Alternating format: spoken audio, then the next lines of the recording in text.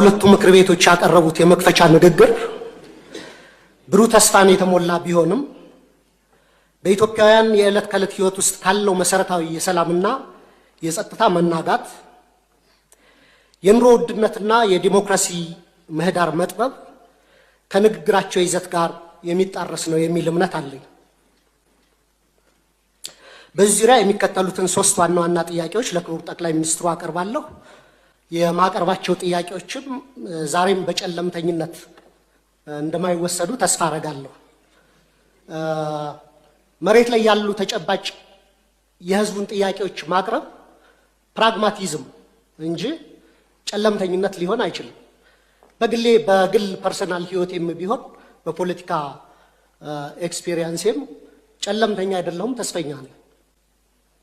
ጥያቄዎቹን ማነሳ ግን የህዝብ ጥያቄዎች ተገቢውን ትኩረትና ምላሽ እንዲያገኙ ስለሚገባ ነው። ስለዚህ ከሶስቱ ጥያቄዎች የመጀመሪያው በሀገር ውስጥ መረጋጋትና በሰብአዊ መብቶች ዙሪያ ያተኩራል።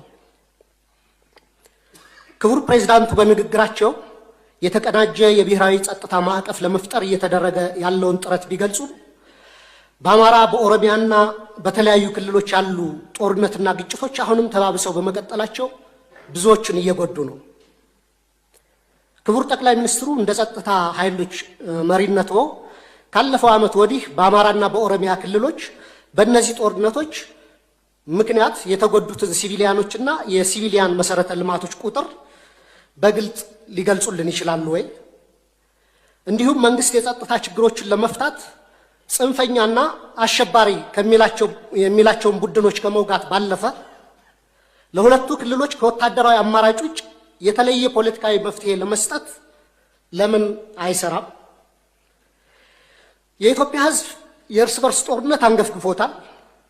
በሀገር ውስጥ ተንቀሳቅሶ ሰርቶ መብላት ከብዶታል። አገራችንም እንደ ኮሎምቢያ ከውስጥ ታጣቂዎች ጋር 50 ዓመታትን እየተዋጋች ልትቀጥል አትችልም። ከዚሁ ጋር በተያያዘ በሀገር አቀፍ ደረጃ በስፋት እየተዘገበ ያለው የፖለቲካና የህሊና እስረኞች ጉዳይ እልባት እንዲሰጠው፣ እስረኞችም የተፋጠነ ፍትህ እንዲሰጣቸው በተደጋጋሚ ብንጠይቅም የፖለቲካ አቅጣጫ የተሰጠበት በሚመስል መልኩ በተደጋጋሚ የፍርድ ቤት ቀጠሮ ያለ ፍርድ እየተንገላቱ ነው። ቤተሰቦቻቸውም ከፍተኛ ችግር ላይ ወድቀዋል። የህግ የበላይነት በማስከበር ስም የሚፈጸሙ የዘፈቀደ የፖለቲካ እስሮች ለሚመጣው 7ኛው ዙር ሀገራዊ ምርጫ ፍትሃዊ፣ ነፃና ታማኝነት ያለው እንዳይሆን ላለማድረጉ መንግስት ምን ዋስትና ይሰጣል? ሁለት፣ ስለ ኢኮኖሚ ሁኔታና የኑሮ ውድነት መንግስት የሀገር ውስጥ የምርት እድገትና የዋጋ ግሽበት ዝቅ ማለቱን ቢገልጽም የዜጎች ኑሮ ሁኔታ በከፍተኛ ደረጃ ከዕለት ወደ ዕለት እየተባባሰ ነው። የዓለም ባንክ በቅርቡ ያወጣው መረጃ እንደሚጠቁመው የኢትዮጵያ የድህነት ምጣኔ በ2 ዲጂት አድጎ ወደ 43% እንደሚያሻቅብ ገልጿል። ይህ ማለት ከሁለት ኢትዮጵያውያን አንዱ በድህነት አረንቋ ውስጥ ይገኛሉ ማለት ነው። ስለዚህ አንደኛ ኑሮ ውድነትና የድህነት ቅነሳን በተመለከተ መንግስት በሚያቀርባቸው ይፋዊ ስታቲስቲክስና በህዝብ የዕለት ከዕለት ኑሮ መካከል ያለውን ሰፊ ልዩነት እንዴት ሊያብራራልን ይችላል? መሰረታዊ የምግብና የፍጆታ ዕቃዎች ዋጋ መጨመርን ለመከላከልና ተጨማሪ ቤተሰቦች ወደ ድህነት እንዳይገቡ ለመከላከል መንግስት ለመተግበር ያቀደው አስቸኳይ ዕቅድ ካለ ቢብራራልን። ሁለተኛ ስለ ውጭ ዕዳና የማክሮ ኢኮኖሚ መረጋጋትን በተመለከተ ነው። ኢትዮጵያ ለፋይናንስና ለማክሮ ኢኮኖሚ መረጋጋቷ ከፍተኛ ስጋት የሆኑባት ከባድና ዘላቂነት የሌላቸው የውጭና የሀገር ውስጥ ዕዳ ፈተናዎች ተደቅነውባታል። አገሪቱ በአሁኑ ወቅት ከፍተኛ የዕዳ ጫና ወይም ዴት ዲስትረስ ውስጥ የምትገኝ ሲሆን በቡድን 20 የጋራ ማዕቀፍ ውስጥ ውስብስብ የሆነ የዕዳ ማስተካከያ ወይም ሪስትራክቸሪንግ ሂደት እያካሄደች ነው። ከዩሮቦንድ አበዳሪዎች ጋር ሲካሄድ የነበረው ተስፋ ሰጪ የዕዳ መልሶ ማዋቀር ንግግሮችም መበላሸታቸው ተዘግቧል። በውጭ ምንዛሪ ገበያው በባንክና በትይዩ ገበያው መካከል ያለው ክፍተት ከቀን ወደ ቀን እየሰፋ ነው። ከነዚህ ተግዳሮቶች አኳያ መንግስት ማህበራዊ ወጪዎችን ሳይቀንስ ያሉብንን ከፍተኛ የውጭ ዕዳ ለመክፈልና የፋይናንስ ክፍተቱን ለመሸፈን እየሰራ ያለው ስራ ምንድን ነው? በመጨረሻ ከውጭ ግንኙነትና ከባህር በር ጉዳይ የሚያያዙ ነው።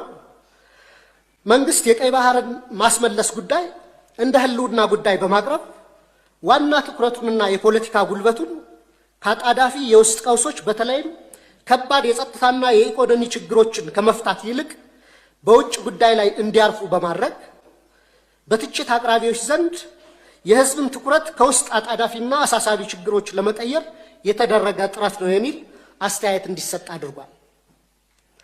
በሀገሪቱ ውስጥ ካለው የውስጥ ችግሮች ክብደት አኳያ መንግስት ይህንን ከፍተኛ የፖለቲካ አቅም ለውጫዊ ግብና ዓላማ ከመዋል ይልቅ ተመሳሳይ ጉልበትና ትኩረትን የውስጥ የፖለቲካ ግጭቶችን ለመፍታትና ከራሱ ዜጎች ጋር ዘላቂ ሰላምን ለማምጣት ለምን አይጠቀምበትም? ብሔራዊ ጥቅምን ለማስከበር የሚደረግ ማንኛውም አይነት ዲፕሎማሲያዊ ጥረትን በግሌ እቀበለዋለሁ። መንግስት ጉዳዩን የመራበት መንገድ ግን 10 ድስት ጥዶ አንዱንም ሳያማስል እንደሚያሳርረው አይነት ነው።